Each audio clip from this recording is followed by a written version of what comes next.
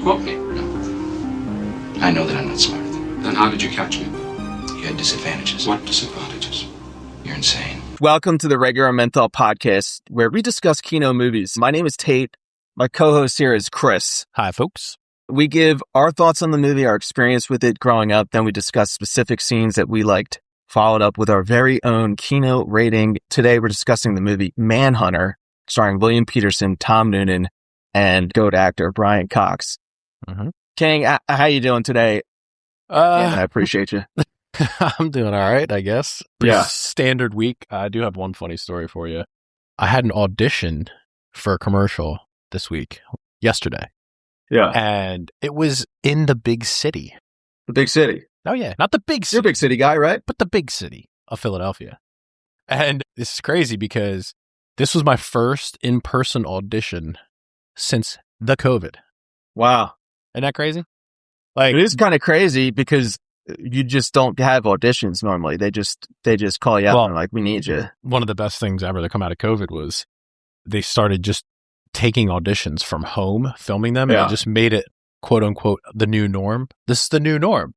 So now if I have an audition, instead of driving all the way down to the city, it's like I just go in my basement and just film it, which is kind of rad because it takes me 2 seconds.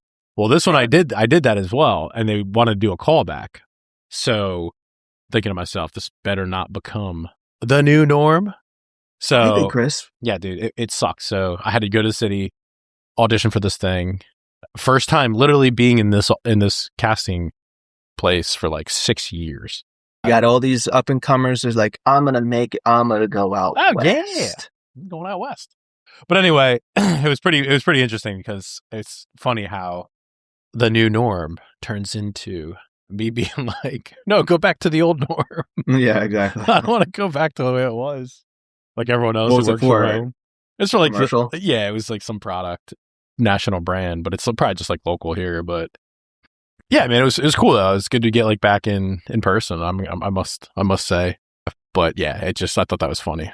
So yeah, the new norm. But anyway, this is going to be a long episode. So before we take up, how you doing, bro? Talk to me. I'm not great. I'm losing my mind. Just par for the course kind of thing, though, to be honest with you. I'm manic. I'm at least sleeping, though. So They got that going for me. Couple hours a night, right? Couple hours. Good. Tell me about this movie, Manhunter. Well, Manhunter, it's a former FBI profiler. Will Graham is coaxed out of retirement by his former superior to track down a serial killer dubbed the Tooth Fairy, who murders whole families to transform himself into a red dragon. Graham reluctantly seeks the counsel of his former mentor, Hannibal Lecter, in order to gain a greater insight into the mind of the killer. As Graham descends into the twisted world of the Tooth Fairy, he has to contend with getting outsmarted by annoying journalists and having to relocate his family to safety before he can focus 100% on catching the killer. So I didn't realize this, and maybe it's because I'm dumb and I don't know these movies that well, but is he trying to become the Red Dragon? Like, is that a thing where he thinks he can become the Red Dragon by killing people? I must have missed that. And I don't know exactly how that works or what exactly is going on in this dude's mind, but it's some kind of thing where he's going to ascend the mortal realm and become some kind of god if he kills enough people. I think they talk about it, Lecter. If you do as God does enough times, you become like God. Right? Caught that part. Missed the whole Red Dragon part. Like, I know that it's based on the book Red Dragon, and I know the movie comes out later, but didn't realize he was trying to ascend into Red Dragon territory. This is the paintings by William Blake, the Red Dragon paintings. I don't know if you've seen them. Yeah. William Blake, epic poet. Also wrote The Tiger, which, interestingly enough, there is a tiger. I was going to say, yeah. Well, gee whiz, I mean, Manhunter is a Michael Mann movie, right? Obviously a certified Kino expert. He's got a high success rate of movies that are absolute bangers. Curiously, though, this goes under the radar a little bit. I ask people, hey, have you ever seen Manhunter? And they just look at me like I have 3 heads. Even your so-called true crime Facebook mommies, they give me that same blank stare. It's like, you guys got a certified incredible movie about a serial killer and you don't even know about it. And by the way, it's got the guy from CSI. Oh my God, yeah, I love him. I love William Petersen. So they're just hunting Michael Mann this whole movie? Manhunter? That's what it is, yeah. That's the true story of this movie. Yeah, Michael Mann. He's got some bangers. Yeah, he's got Heat, Last of the Mohegans, Collateral. Yeah. A couple, to name a few. This guy's legit. I mean, his resume is just unbelievable. In my mind, just the Kino movies is just unbelievable resume, you know? Yeah. No, he's good. Consider, though, for a second, the time period. This movie comes out in 1986. Yes. And what is Michael Mann most known for? I mean, at this point, you could argue a couple different things, but back then, he's the guy that's making the show Miami Vice. That's your show. That's my John. Wildly successful in the mid 80s. Miami Vice, this show on CBS. Mm-hmm. And you could see a lot of the style of Miami Vice bleed over into this film, right? It's like they made a Miami Vice episode that they just dialed up the dark story and the seriousness of it. Mm-hmm. So the aesthetics and everything of this movie very similar to an episode of Miami Vice. Well, I have to ask you this then. Is the 80s the best era to be a detective? Like, in real life by way of film, if you know what I'm trying to say here. That's a great question because you have to imagine that their clearance rate was probably lower because they didn't have all the technology and everything. That's what I mean. If you watch this movie, it's like crazy that it's old school. There's like no tech involved. Right. No and like that what they think is good tech is just shit tier. It doesn't even exist anymore. It's like basically the cutting edge of technology at the FBI lab is some guy analyzing the dude's handwriting and hair samples. And just looking at the guys. Do we have fingerprints? We have fingerprints. Is it in the database? No, it's not. So we can't do anything. Like that's the cutting edge tech of the time. Yeah. No, I just think the 80s is like the best detective era. What they're doing in terms of in terms of I don't know, dude. It's just wing it. Well, that goes both ways. The lack of technology because there's no one looking over these guys. Right. You know, you're just out there in the wild doing your thing. No one's keeping tabs on you. You know. Yeah. You're going off of the code, right? Like, assuming you're a good guy, assuming you're doing the right thing. You got that Martin Riggs style. Oh yeah, Riggs. You got that leather shoulder holster, right? Tortured Riggs. I tortured Riggs. Very tortured. William Petersen, he plays Will Graham in this movie. Mm-hmm. What happened to this man? What happened to this gentleman exactly? Explain that to me. He did Live and Die in LA, another incredible movie right before this. Yeah. Then he does Manhunter. And then he has a bunch of smaller roles and things. Yeah. Right? And then he does CSI basically for the rest of his career. Explain that to me. This happens to actors, dude. It's like you're doing movies, whatnot. I mean, I can't really list off. I'm sure there's other examples that I could look up or whatever. But you're doing movies, whatnot, and then you get this break for doing TV, and then this TV show just pops off, and it just runs for a decade or two. But you're the main character, so you just get like stuck in it. For example, I was reading back in the day for roles for Young and the Restless, Days of Our Lives. And basically my agent was like, if you land one of these series regulars and it stays, like the audience, once they like do the ratings and shit, if it's a likable character, prepare to have no life. Mm-hmm. She's like, you're going to be working 12 to 14 hour days every day. Like literally 7 days a week, dude. Like maybe one day off. So I was like, okay, so the TV grind is much, much different. But I guess that's what's happening here is he just gets caught in the show and takes off, and there he is. He's got a steady paycheck for the next 2 decades. Yeah, and like I had to go back and look at how many seasons of that original CSI there was. Mm-hmm. But you're so right because like my mom watches General Hospital, and it's like, man, the characters on that show, they might have been on there 20 some years. Mm-hmm. No joke. They're visibly getting older looking. and there's still supposed to be like this same character, and it's kind of wild to watch. Yeah, you could get stuck in that. My point is, I think just respect for the TV actors, man. That is an absolute grind. Not where you want to be if you want to have a life, but it can definitely take you places for sure. But one thing I want to point out, watching this for the first time today, it's like, this to me is a you movie. Man, this is curious if Will's character is loosely based on your life. Like they knew you were coming along. You were just like 1 year old at this time, 2 years old, and they're like, all right, let's base the character off this guy, because dude, you're literally this guy.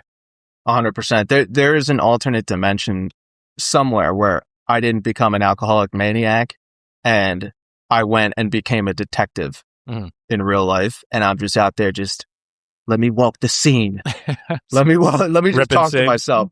Yeah, just let me mumble to myself as if I'm the killer. Yes. Yeah, literally a lot of mumbling in this movie. Which, the one thing I will say, man, this is a great movie, especially for like a first watch, and it's very rare I come across one of those. But god damn, do I hate these transitions. And it's like, even within a scene, the transitions are ass. I don't know if you caught on to that or if that stuck out at you, but respect the fact that this is the 80s, but these transitions were brutal.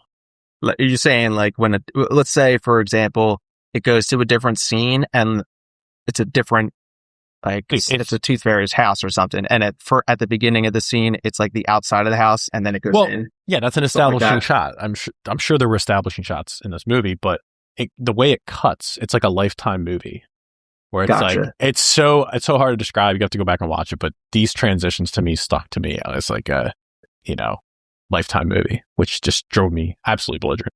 But last bit of housekeeping here, folks, if you please go to YouTube and any music streaming platform that you use and listen to the song Heartbeat by Red 7 from this soundtrack of this movie.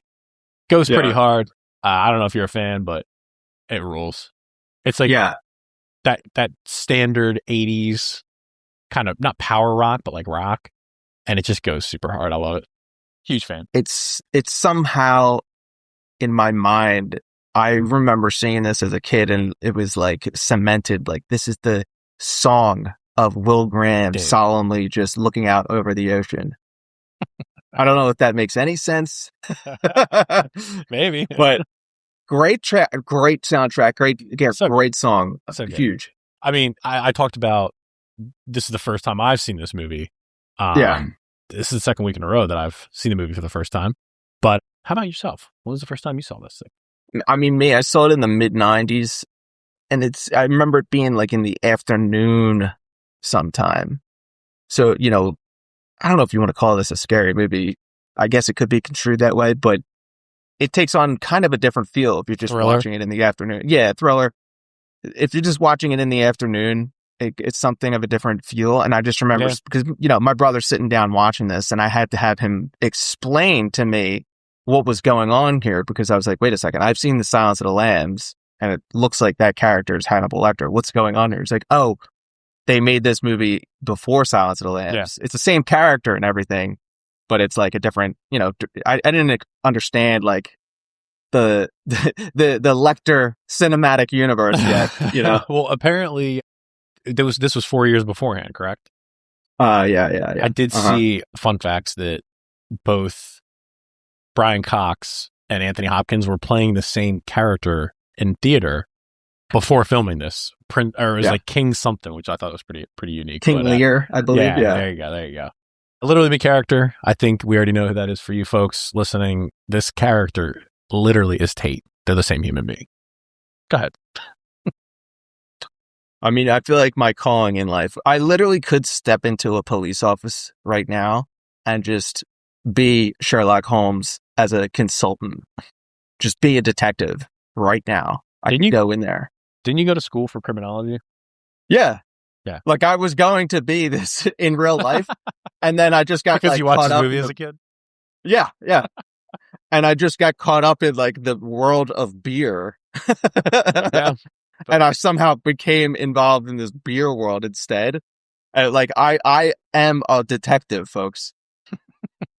I could be solving crimes right now. I mean, for me, there's a lack of characters in this movie, I guess, like really fleshed out characters. So I guess I got to go with Lecter. I mean, if I'm locked up, I might be apt to just use some gum wrapper foil to hack into this old school phone to the operator and get the address of the guy who's investigating me. I don't know, maybe. But yeah, no one else really stuck out to me. Maybe Noonan, dude. You see that scene? Weirdo. You see him doing on that phone, and you think to yourself, wait a second, didn't we discuss phone freaking in the Hackers episode?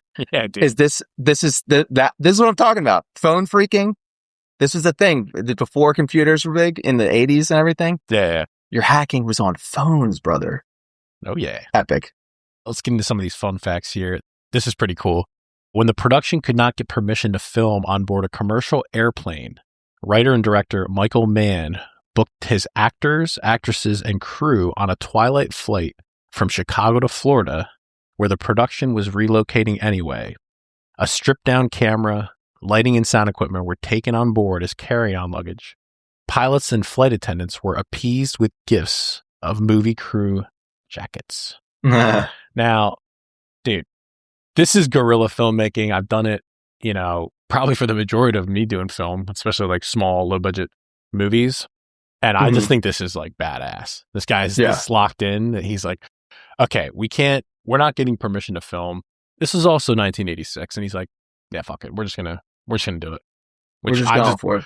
And you can't really tell. I mean, again, this is old school 80s film, but you can't really tell too much. These scenes they're actually the scenes in the airplane with like the girl freaking out. They look some of the nicest lighting and it's tight quarters too. So sometimes just get a skeleton crew, man, to film. You can come up with the best shit. I want to believe that he gave out these crew jackets. Yeah, right. That's what they're all pumped about. I want to believe it's like a satin jacket. Oh my God. With the Manhunter logo knit into the back. How good would that be right now? 100%. You could probably look that up. I guarantee that's what it looks like. You're 100% correct. That would go for like $10,000 on eBay. I know it. Yeah. Some trust fund. I want one. Like, yeah, got it. $6,000. So Michael Mann's direction to Brian Cox about playing Dr. Hannibal Lecter was to play him like a British public schoolboy. Cox based his performance on his 15-year-old son, who was attending public school at the time. Now, I also saw that he based it off of a Scottish serial killer, but I think to kind of flesh out the character and layer him, he was just like, okay, let me just simplify it and just go out. Because I'll tell you, man, I mean, you can, elaborate on this character. It's not a lot of screen time at all. But I also read that they didn't want to give the audience too much Brian Cox or Hannibal Lecter. It was like tiptoeing on the line of just enough. And it's like, okay, this, portrayal, it's not super scary, but I think it's intended to be that way. What are your thoughts?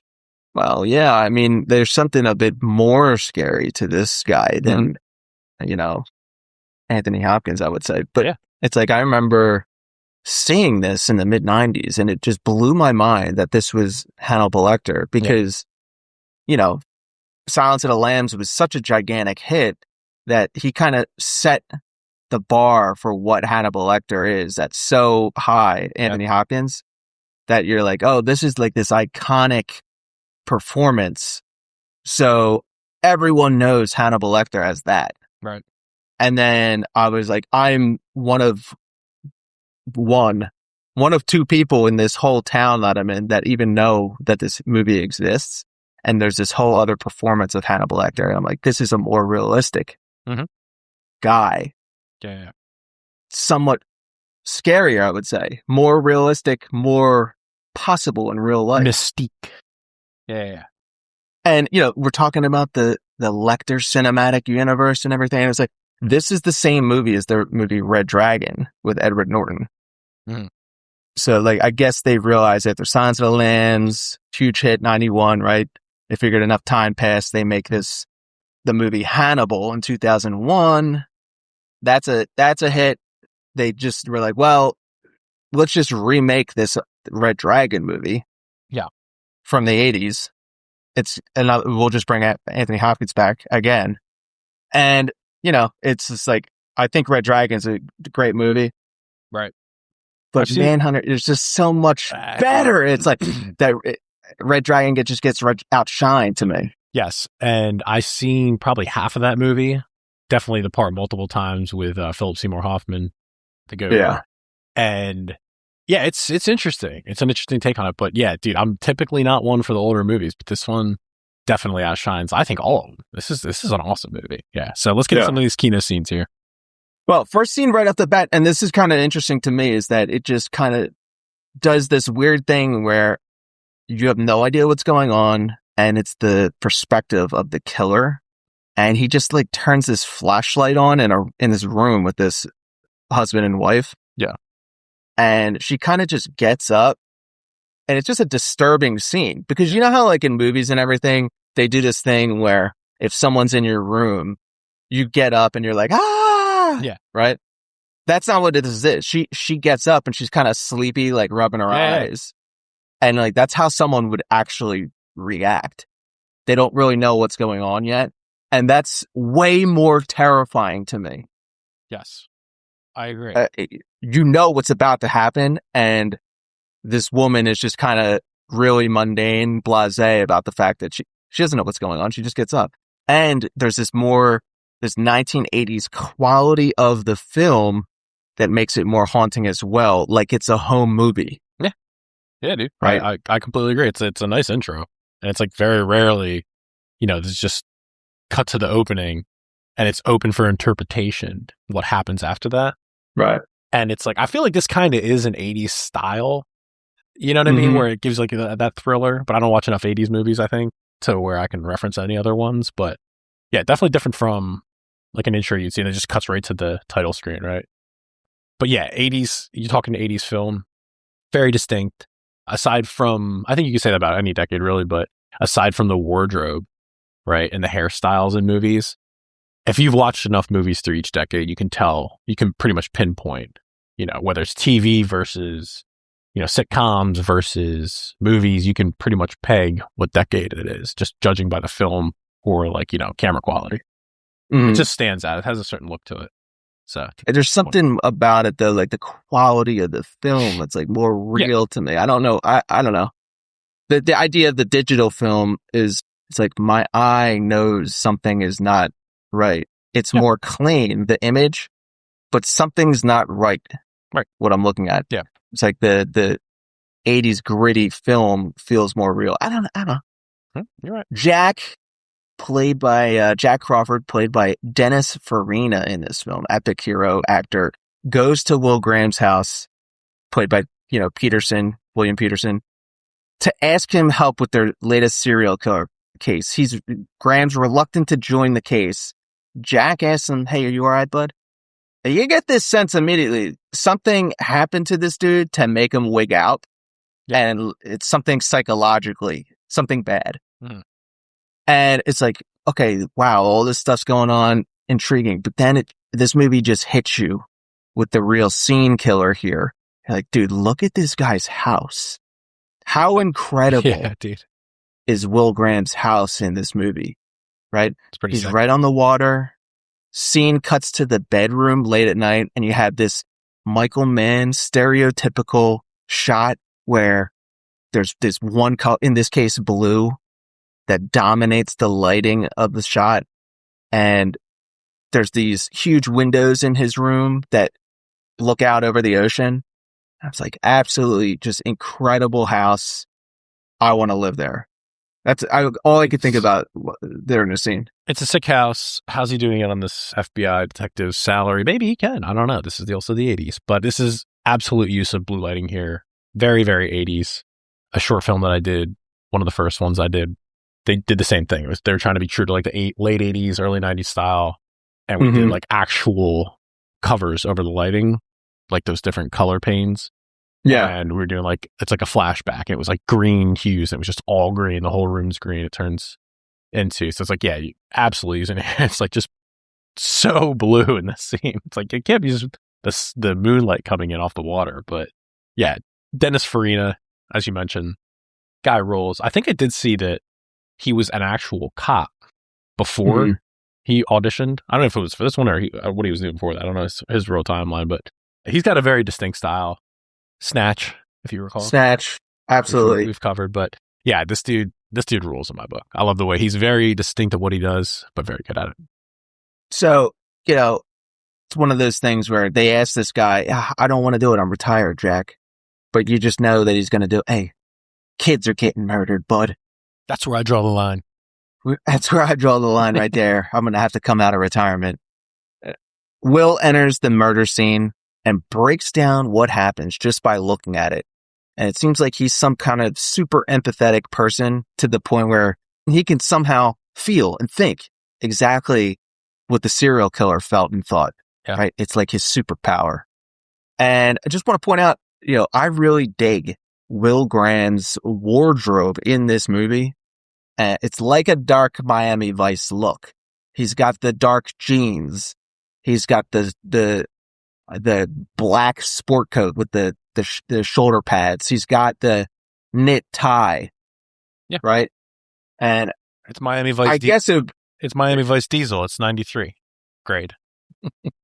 This is what I would be looking like on the job, but this is exactly what I would be wearing. I'm wearing a shoulder holster underneath this. Mm-hmm. Maybe I'm crazy. Imagine if I just became a cop right now. Yeah. And then I became a detective. And he's a true detective. Will Graham. It's 2030 and I'm a detective, except I literally just show up wearing Miami Vice clothes. This is what people wear, right? This is my experience with detectives. When we used to talk about just going into work carrying a briefcase every day, like everyone has back nowadays. It's like, dude, let's just start showing up to work with like suit and ties and just briefcases. Suit and ties, like slicked back hair and briefcases, and we're literally walking into work like American Psycho. You have the idea of having like dueling briefcases the one time. Just show. Do you have a briefcase? I don't, but just imagine walking in with two briefcases, one in each hand. That would be epic. So this is another instance we've referenced before, and I don't know if you're referring to this scene specifically, but not blinking, which we've covered before.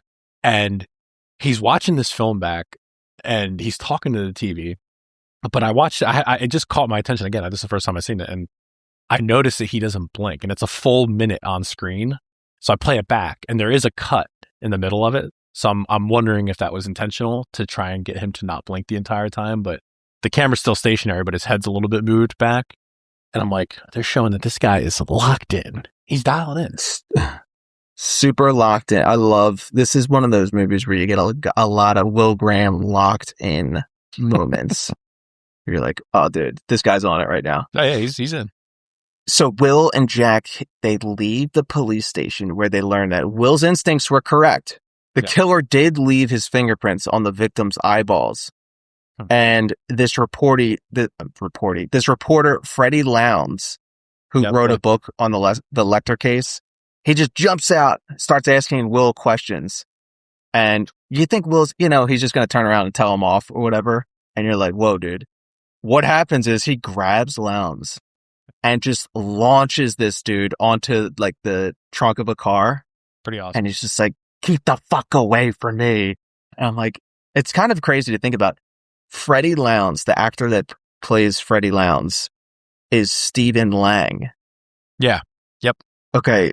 You take a look at Stephen Lang in like Avatar, and he's this bulked up, rough looking dude. And you look at Stephen Lang here, you're like, dude, I couldn't even tell. It was like two different human beings. It's unbelievable. Yeah, I see this in movies, and I just have to look up random people, especially older movies. I'm like, who is this guy? Right? What else is he in? Yeah. And I looked this up. I'm like, there's no way this is the same guy. More importantly, though, is when you reference how he flips him over in the car. Does he have the physicality to just straight up flip this guy? His whole body. Let's say this guy's like $170. Yeah. Is he just taking 170 and just flipping it over? It seems like he couldn't. I mean, Will Graham in this movie doesn't look like a very scary guy to me in terms of physicality, right? He's not like a huge dude. Yeah. But I'm just something wondering about his aura. Does he have the physicality? Like, no, he doesn't really have the physicality to doing this kind of stuff unless he just goes full adrenaline mode. Mm-hmm. It's like something about this dude's aura, though, is like you don't want to mess with this guy. Right. Like he just seems like super disturbing and pissed. And it's just like, I'm not sure how exactly Will Petersen, he pulls this off. I believe him. Mm-hmm. I believe he's someone not to be messed with. Yeah. I'm not sure if I can say the same with Edward Norton. Red Dragon remake. Edward Norton, I mean, it's so funny because what has he played besides American History X where he's like a badass dude? I can't even think anything that comes to mind. Maybe like the passive character. Maybe the Hulk? Yeah, but not really. Not really, though, because Banner's supposed to be a skinny dude. Yeah, he's like a doctor. Right. And whenever I see Edward Norton, all I think of, and maybe Fight Club, I don't know, but all I think of is Worm from Rounders. That's it. And so I just can't believe he's anyone to, like, you could throw him around, you could mess with him. He's not the same kind of aura that William Petersen is getting off in this movie. Definitely, I don't think that Edward Norton would be the best choice for that role, but this is what it is. And so, cut to just an incredible scene here. He decides, I'm going to go see Hannibal Lecter in prison to ask him his thoughts on the Tooth Fairy. Lecter, played by Brian Cox in this movie. Obviously, this came out 5 years before Silence of the Lambs. Anthony Hopkins, he gets all the accolades for doing this Hannibal Lecter character. Yep. I prefer Brian Cox. Is this a controversial opinion? I don't know. No, I mean, it's not. Like we mentioned in the intro, is Cox is more believable. And this whole movie, like I mentioned in the intro, is, I'm more apt to be about newer film. So if I watch a movie from the 70s or 80s, it's going to be hard pressed to make me, champion that movie. And there was something about this dude, start to finish. I'm just like, this is awesome. Noonan definitely took it, it was a lot of him. Noonan. But Brian Cox, I mean, yeah, it's this. I would agree that I think that this is a better portrayal, but I think obviously, it's going to be more sexy when the guy's like giving you these eyes that Anthony Hopkins gives and some of the dialogue. It's he's a crazy person. Well, yeah, I mean, Hannibal Lecter is this psychopath, but he's also a genius, right? And the way Anthony Hopkins plays him is that he's this supernatural kind of scary monster. Yeah. But I don't like that. He's just a guy. Like, I like the fact that I like Anthony Hopkins and his portrayal and everything. It's cool and everything. And it sets a bar. But I like it better when someone like this is more relatable and a human character who has more actual charm. Yeah. Superficial charm as it may be. But you could see how this guy could get over and trick people. Perfect example. Right here. Ready? Joker. Same exact thing. Everyone's like, oh, no one can ever play the Joker better than, what the hell's the guy's name? Heath Ledger. Heath Ledger. Sure enough, they remake it. It's Joaquin Phoenix. Everyone's like, oh, that was pretty good. But same thing. And instead of him just being this crazy dude, right, unhinged, he's more nuanced. And he's just like a regular guy who you kind of flesh out the character. Like, okay, yeah, he's more normal, but this could make sense. This could happen to somebody, right? Well, Kinda you're expecting parallel the same way. You're expecting a monster character to be evil, but more human character that could be, your professor at college. Exactly. Who is kind of like more jovial, more charming. That is a more scary concept to me because you're not expecting that coming. It's true. No, you're right. That's what makes it so good.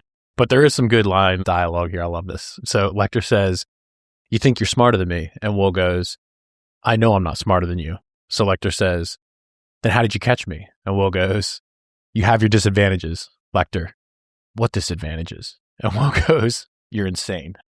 It's just like the back and forth banter, and you're like waiting for this because Lecter's trying to get in his head, and he's just like, "Well, you have your disadvantages. What? You're insane."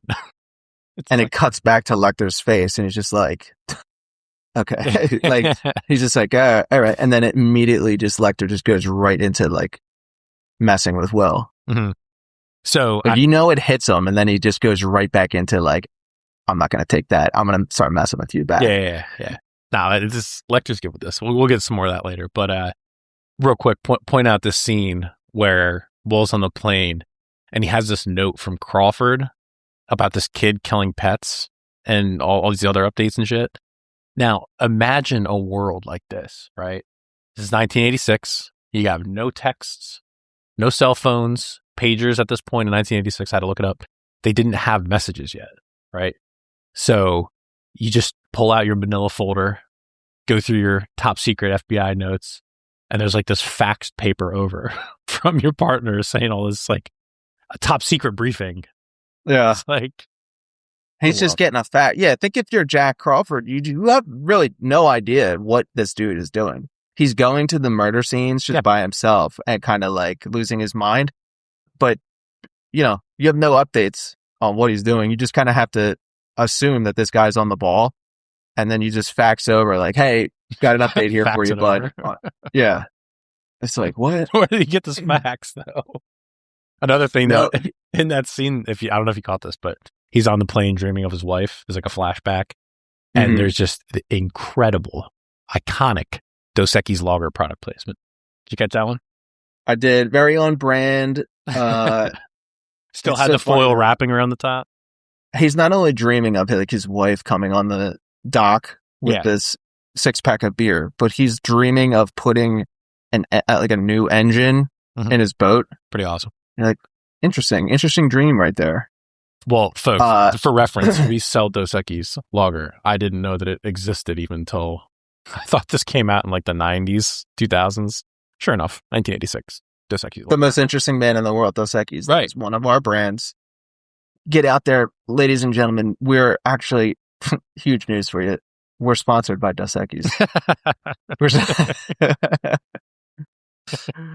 We're a couple Dos Equis guys, huh? He goes to the other house where the Tooth Fairy murder took place, and it's like a second house, and he's doing this thing of just walking around the house, right? And I love the incredible camera work here, where he's in the backyard looking in, and the camera's looking at Will's face, looking at the camera. Yep. But he's kind of staring past it, right? And as he's walking backwards, the camera is slowly following him. So it's got this effect of like the background widening. Yeah. And he's just slowly moving backwards. You're like, this guy is locked in and entering the killer's mind. And nothing is said. This is all done from the camera work that you're getting all this. And you're like, wow, that is an impressive work.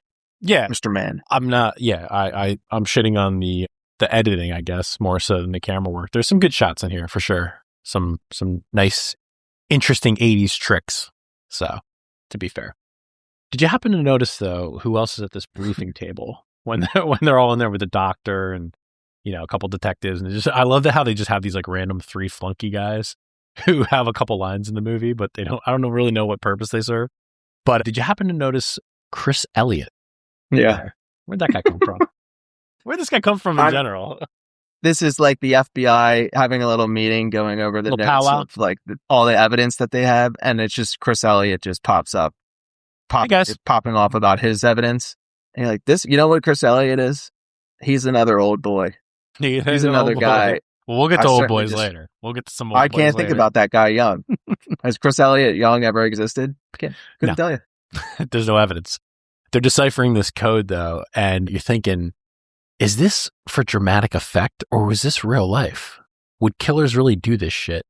But then I think to myself, this was literally in the 70s, the Zodiac Killer. Yeah. Like, this is how, I'm not too familiar with the Zodiac Killer.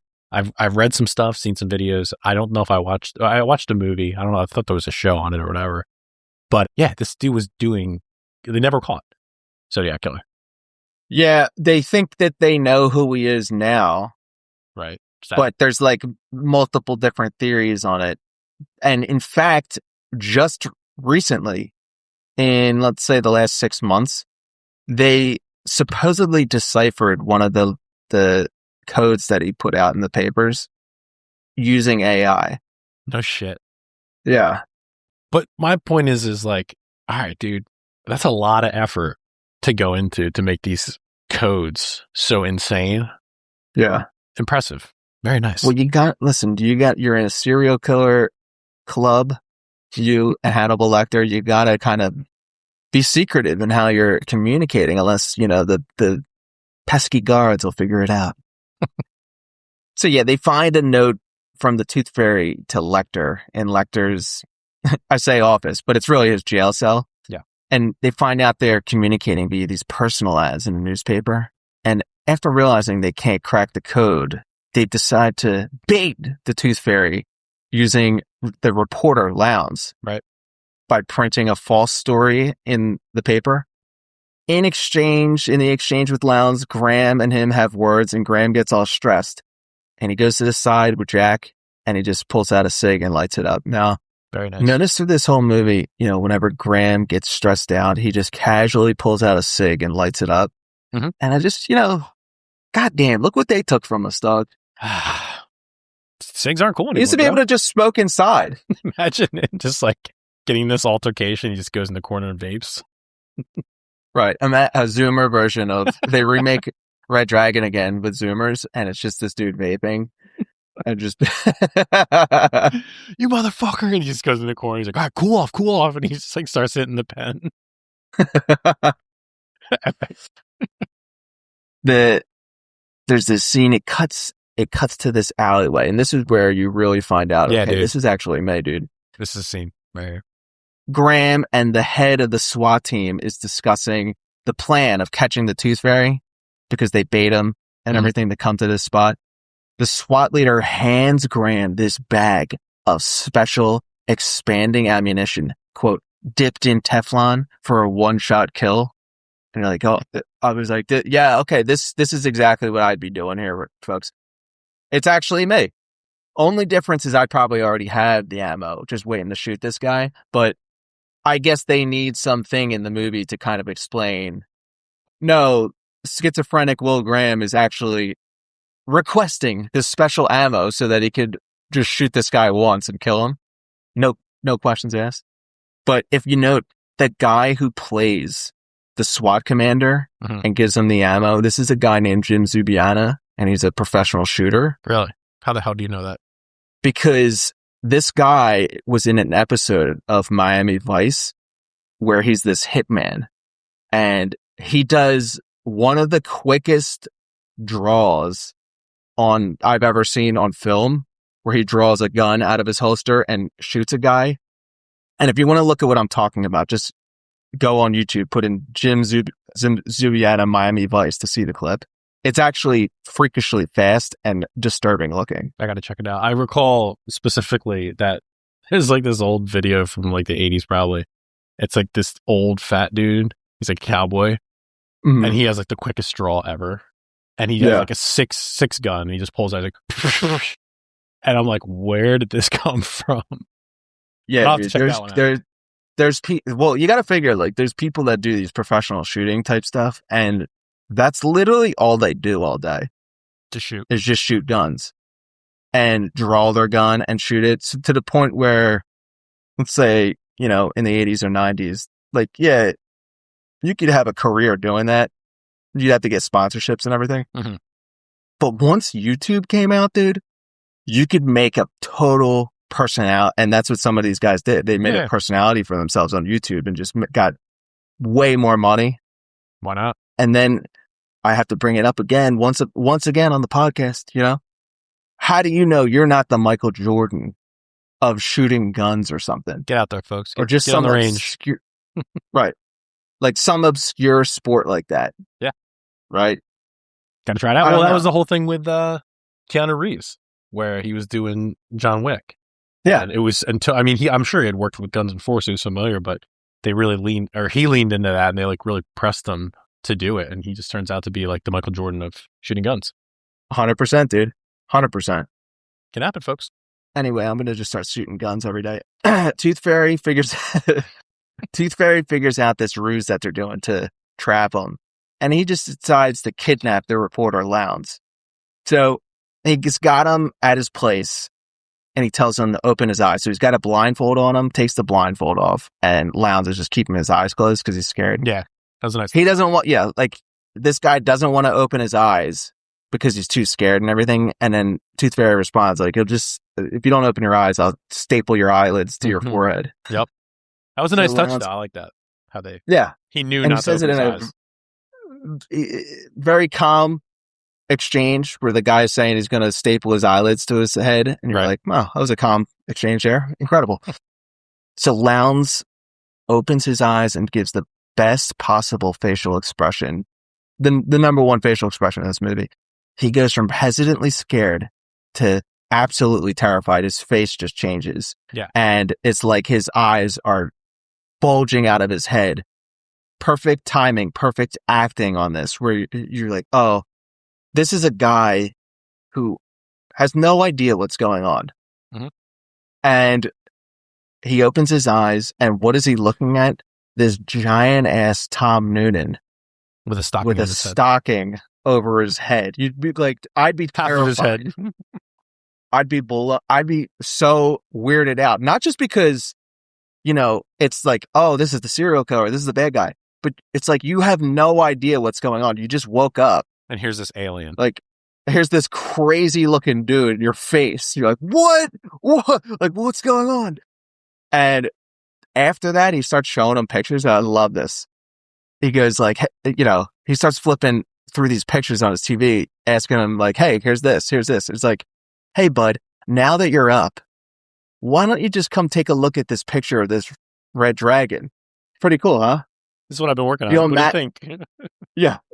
Like, you have no idea. Again, no idea what's going on. You see this terrifying looking human, and now this dude's just showing you pictures on slides. All right. Is that all you needed me for? Can I go now? Yeah, dude, this is like an incredible reveal here. And I'm thinking the whole time, who is this tooth fairy guy? The whole movie. Because again, it's like the first time I'm watching it. And it's none other than Tom Noonan, a.k.a. Ripper from Last American Hero, the only man for this role. Right. Last American Hero was my shit. We used to go to my cousin's house and watch it all the time. It's like, and then this psycho is the bad guy, and he kind of rules. I'm like, this is awesome. Last American Hero. I saw it in the movie theater. I was in Last Action Hero. I'm sorry. Last Action Hero. We keep saying this, yeah. Last Action Hero. I thought it was all that movie. Probably. Nah, that movie rules though. But there's another blue light scary scene here where Will's wife and her son hear someone outside, right? And I'm completely dialed in and ready for something crazy to happen, right? As you were saying before, until they do this slow camera pan, right? Past this aquarium. And I don't know if I've ever discussed this with you, but my affinity for aquariums. I think dude, you might have mentioned it. My ADHD kicks in and I'm like, okay, look at this aquarium though. Like they got these nice angelfish, these like skinny leg crabs crawling on the bottom of them. Like if I were to ever become a millionaire, I'm just getting myself multiple aquariums in my house. Like I'll regularly jump on YouTube and watch these videos of dudes who maintain 1,000-gallon fish tanks. It's absolutely kino.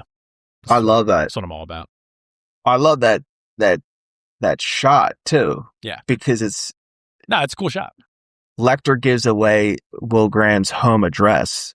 So it cuts to this scene and the kid wakes his mom up and you're like, oh shit, they're going to attack that family now. Mm-hmm. The serial killer is going to attack. And that's not what it is. But you don't know that. Right. And the mom is hesitantly walking through the house slow because she doesn't know what's going on. So she's on the other side of the wall and the camera keeps moving and all you hear is the hum of the aquarium. Yeah. And it's like, dude, that would be terrifying because just hearing the hum means any kind of small movement is some guy could be there. And it's that's what she's hearing in the house is the hum. Right. It's a nice touch to put that in there too, because what's the outcome of that scene? It's just the cops like, I think you should come with us, ma'am.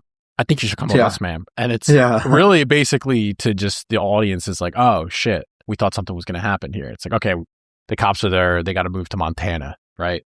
But it's like, you didn't need that scene, but I thought it was a nice touch to kind of anticlimactic. It's like, oh, gotcha. Yeah. And so, after Will's family is threatened, he sends them to Montana with the wife's father. Mm-hmm. And it's like after he knows that they're on their way, the shot it shows Will's reflection in the window. Right. He's just kind of staring off into the distance, which is it's just you and me now, sport. Yeah. And you're like, this is just kino overload here, bud. now he can focus catching this guy 100%. His full power. Nothing is holding back. His final form. His full schizophrenia power is now about to come forth, because now he doesn't have to worry about his mental state. He doesn't have to worry about his family holding him back. Oh, be careful. Yeah. Don't die out there. Now he can just fully commit. Now I can go after this guy. Mm-hmm. Full schizo detective powers unleashed now. I know. Great scene. You referenced the tiger at the beginning, Mm-hmm. and this scene with Joan Allen feeling this tiger. I had to look this up because I'm like, this looks like a real fucking tiger. And sure enough, it is. It's a sedated tiger, but there is no way in hell you could get, no matter how, list A actor I'd be. I'm like, there's no way. This is, mind you, this is the 80s, so it's a little more Wild West, but you're not getting me in the same room. Even if it's sedated, bro, and like feeling this tiger, groping up on it, ain't happening. Yeah. Yeah, I've seen too many YouTube videos of deaths on sets. I'm like, nah, I'm good on that. I'm watching this scene and all I can think of is Chef from Apocalypse Now. Fucking tiger! Yeah, right, dude. Fucking tiger! But then also in this scene, you have Noonan. He's over in the corner gooning, like while he's watching her. What exactly is going on there? Yeah, he gets her back to his apartment or his house or whatever. Yeah. And yeah, gooning Noonan. So she's blind. Yeah. So she can't tell what he's watching on TV, but you're still like, hey, bud, what are you doing exactly? Why are you doing this? Why are you you're that confident in her blindness? What if she was lying?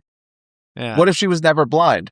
I feel like You're just going to expose the fact that you're looking at these creepy videos of this family? What a goon. Dude, in the 80s, man, you could be a crazy looking maniac killer, lunatic looking dude like Tom Noonan, and it doesn't matter, man. You're just getting an attractive, fit woman just fall into your lap. Like, that just happens. And she comes onto him. She comes onto him, and he doesn't have to try. Very doesn't have to try. Stuff. Very powerful. Where is that? What can we bring that back? He took it away from us. But the next scene, he has Reba in bed, and he uses her hand to cover his mouth, and he starts crying. If you notice that, yeah. And you think to yourself, this is a dude who's going through some shit, right? And I think it's like a very good job they do in this movie, because you don't really get a lot of him until the second act or the second half of this movie. Yeah. And I think they do a pretty good job. Obviously, with his acting is incredible, but they do a good job of fleshing this character out. Like, they're not giving too much away with Lecter, but through this guy, you know what I mean? The audience is getting their fix for craziness. This is a punished young man. Very punished. This is a punished young man, dude. He's having the sex, and after he has the sex, he just starts crying. Yeah. Brother, what's going on here? It's weird, man. It's weird. What's going on here, bud? But then, so, he gets the sex, and then they wake up, and there's this really cool shot that I thought where it's him and Reba, and it's like a silhouette, right, of the sunrise, and they're on this lake, and they're kind of having this embrace. There's like this boat in the background. Very, very cool looking shot, I think. But in the foreground, it's just like this goofy dude. He's like this weirdo, and he's embracing her, and it's just kind of, the juxtaposition there kind of cracked me up. Yeah, it's supposed to be this nice, loving scene. Yeah, it's like a painting. But you're like, this dude looks so crazy, and she's just a normal-looking woman. Yeah. But she's blind, so she can't see him. It's so weird. And another iconic, like, man silhouette shot. Yeah. This ghoul. And, yeah, I mean, it's another great scene where Tooth Fairy shows up to Reba's house to meet up with her, like, the next night. Yeah. And Reba's coworker drives her home this time, and it looks like he's, picking something. Oh, you got something on your face. And he goes and picks something off of her face, because she's blind and might not be able to see that she has something on her face. Okay. And Tooth Fairy's sitting outside across the street in his car, and he immediately just assumes that this guy is hooking up with her.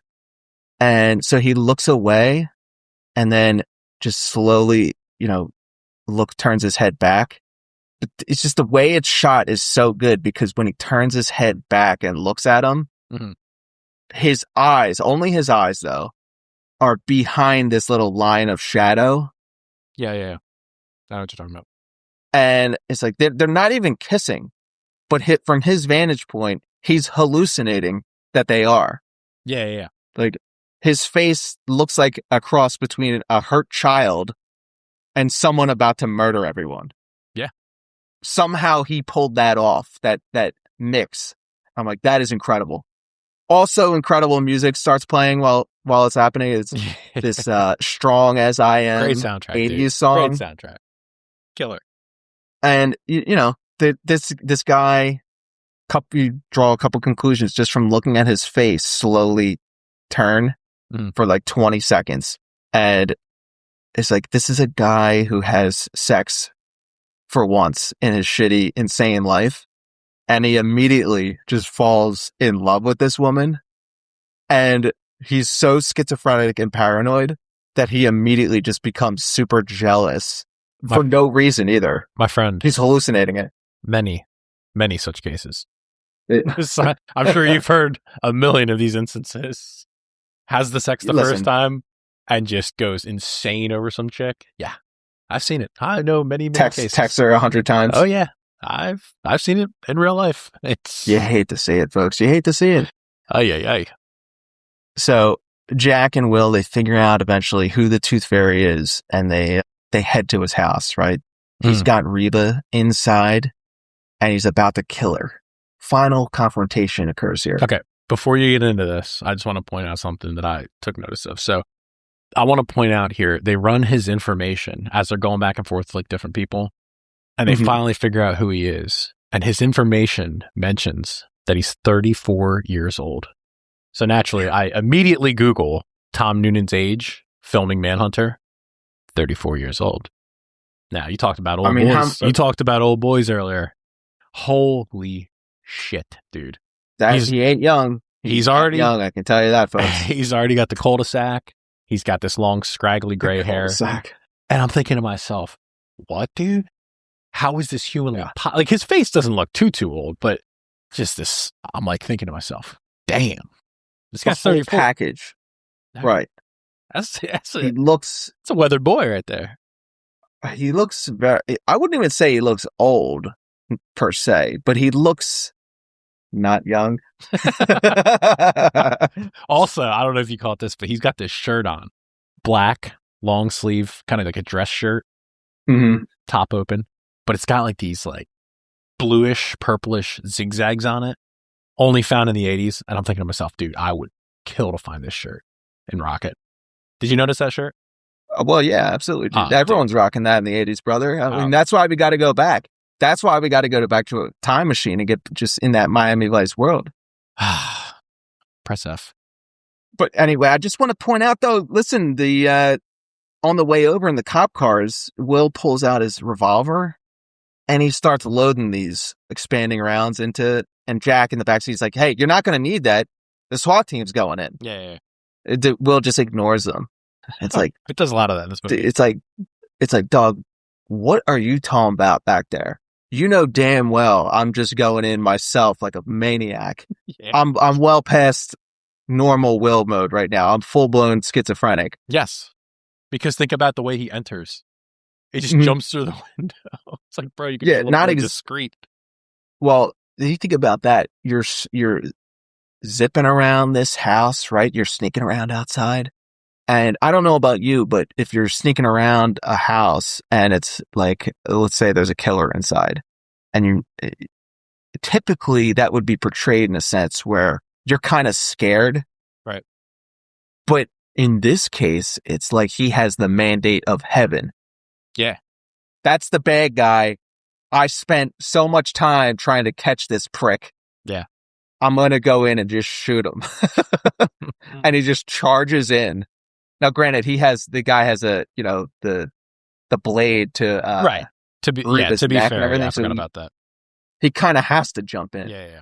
But that wouldn't have stopped him. No, he was going all gas, no brakes from the get. 100%. Yeah. And I just like that idea of like, nothing's stopping me. Like, you're not going to... He's a man possessed. I'm not waiting for the cops. I'm going in and doing this shit myself. That's it.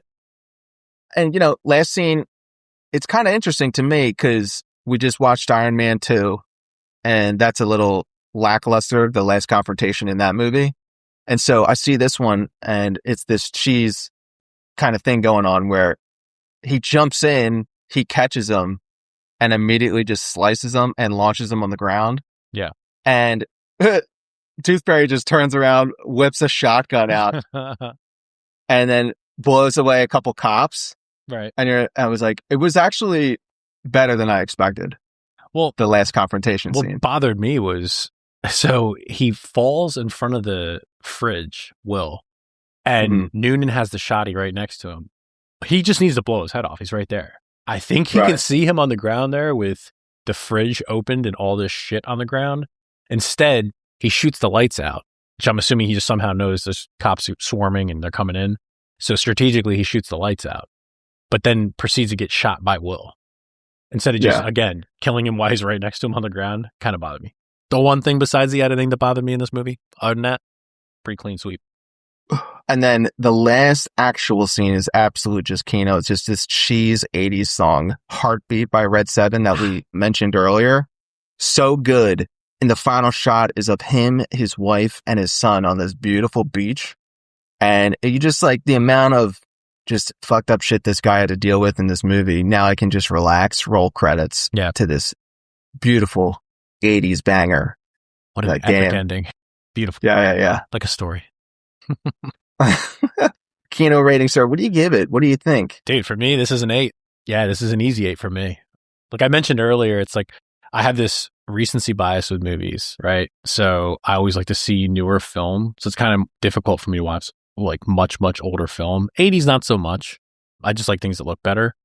But with this, man, it's like you'd think Red Dragon's better because it's newer. And it has obviously one of the GOATs, Philip Seymour Hoffman, in it. Not the case, right? This movie rolls, and it's not because of the shots per se. I know we always talk about camera work and lighting and all that, but definitely not the editing, as I mentioned. It's the combined powers of Brian Cox, William Petersen, and Tom Noonan. It's just too powerful. Their power levels are just immortalized. And the thing is, you don't, like we said, you don't even get a lot of Brian Cox in this, but the small dose you get is like not like crazy, like, dude, that character was awesome. But it's like, look, I guess it's more hindsight. You know how good Brian Cox is. You're like, okay, this is like good, very good. But I think for me, Noonan kind of stood out. Did a really good job. So he did. I give it a strong 8, man. This is easy 8 for me. You yourself? Yeah, I mean, I give this a 8 too. I mean, I think it's nice.